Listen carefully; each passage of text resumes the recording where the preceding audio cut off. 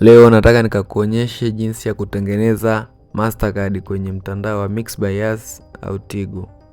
Unachotakiwa kufanya ni kuangalia video hii mwanzo mpaka mwisho ili kujua maelekezo yote.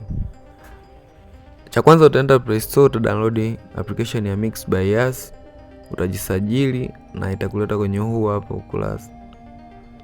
Baada ya hapo nenda kabonyeza sehemu iliyoandikwa cards.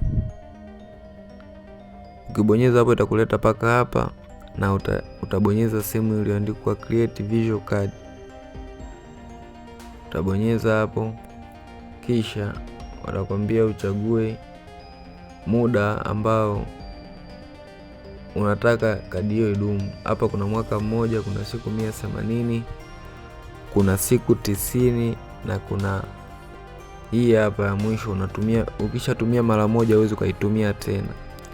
So mimi labda nitachagua siku 90, kisha utaenda kuweka tiki hapo. Baada ya hapo utaweka neno la siri. Baada ya kuweka neno la siri utabonyeza confirm.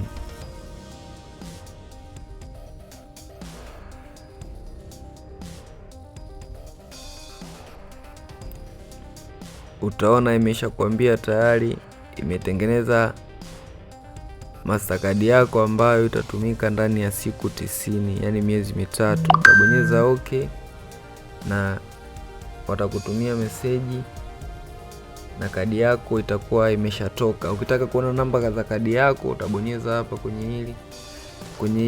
kwenye hapa hivi na utaona namba za kadi zako na utaweza kutumia kwenye malipo ya mtandaoni. Na hivyo ndivyo unaweza kutengeneza Mastercard kupitia mtandao wa Mixx by Yas. Kama upenda video hii unaweza ka like, pia unaweza ka subscribe, ka comment na ukashare kwa wengine. Tukutane katika video nyingine. Bye.